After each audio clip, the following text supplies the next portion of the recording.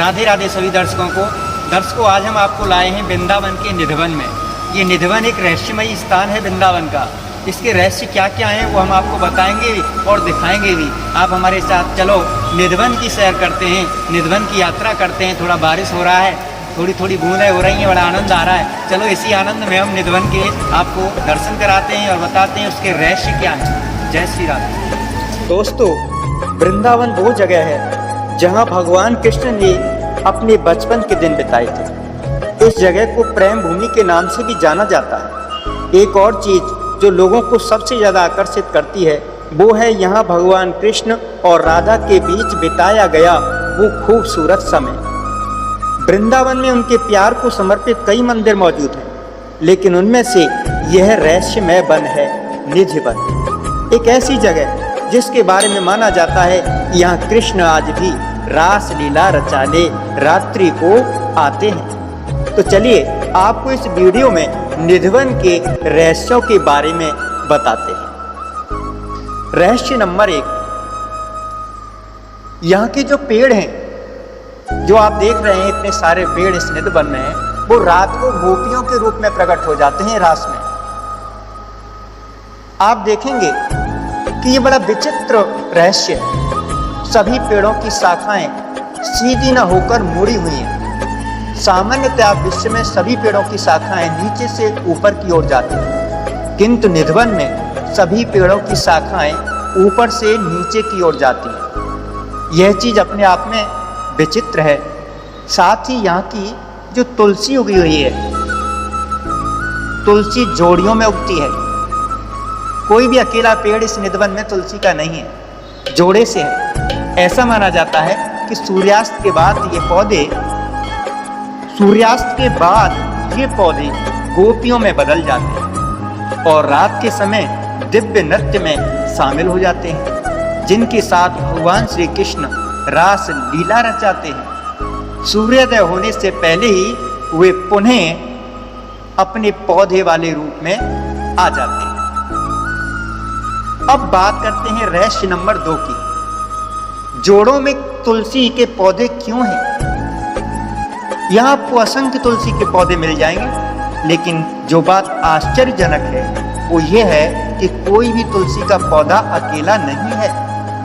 हर तुलसी के साथ एक और तुलसी का पौधा है।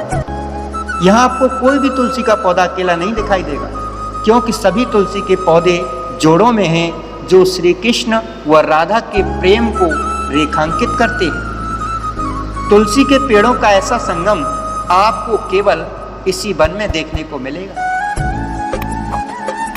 रहस्य नंबर 3, रंग महल है यहाँ पर एक, और कहा जाता है कि इस रंग महल में जहाँ माता राधा रानी की साज सज्जा का सामान चढ़ाया जाता है।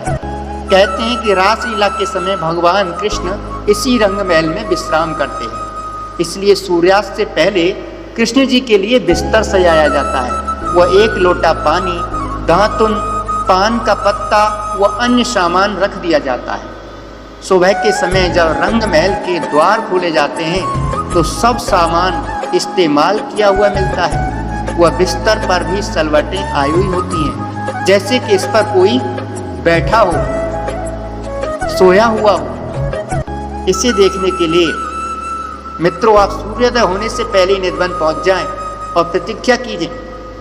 5 से 6 बजे के बीच निधिवन के द्वार खोले जाएंगे और पंडित जी रंग महल के 7 ताले आपके सामने खोलेंगे और श्री कृष्ण के द्वारा इस्तेमाल किया गया सामान आप सभी को दिखाएंगे।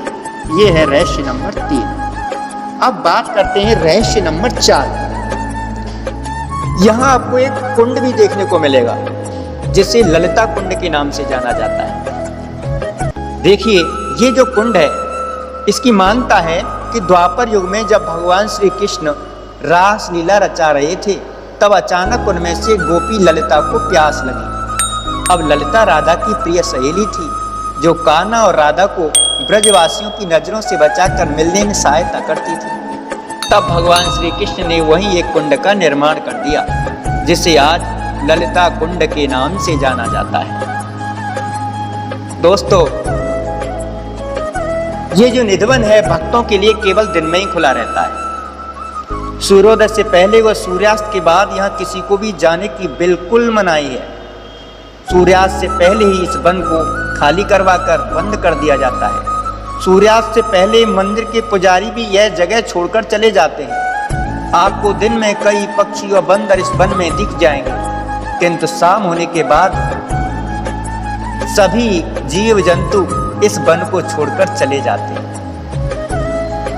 अब मित्रों, जैसे हमने आपको बताया कि यहाँ रात्रि होते ही स्वयं भगवान श्री कृष्ण प्रकट होते हैं और गोपियों के संग रासलीला रचाते हैं। कहते हैं कि जो कोई भी चोरी चुपके या रात को रुका, अगले दिन या तो उसकी मृत्यु हो गई या उसका मानसिक संतुलन बिगड़ गया।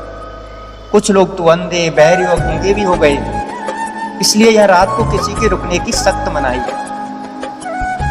परंतु जब हमने, आप भी देखिए, निधवन की ये चारों तरफ बने बहुमंजिला मकान,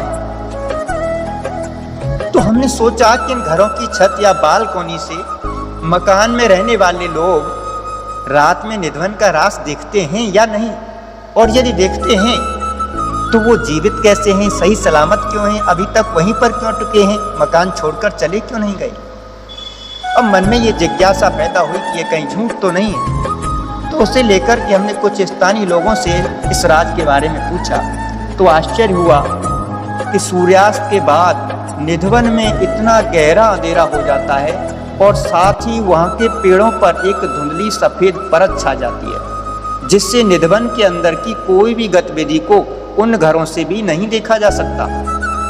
वहाँ के लोगों ने बताया कि इसका प्रमाण देखने के लिए आप सुबह 4-5 बजे निधवन पहुँच जाओ, जब सूर्योदय नहीं हुआ हो। उस समय आप निधवन के बाहर के पेड़ों के बीच में आप देख लीजिएगा, आपको सब समझ आ जाएगा।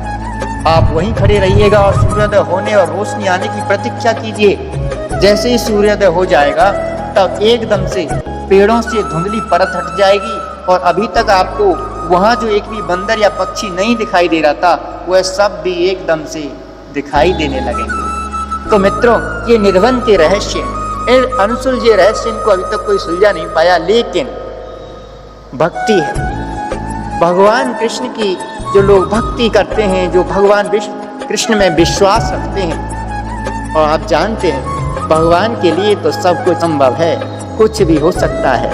ये निधवन के रहस्य आपको भी समझ में नहीं आएंगे, किसी को भी समझ में नहीं आएंगे।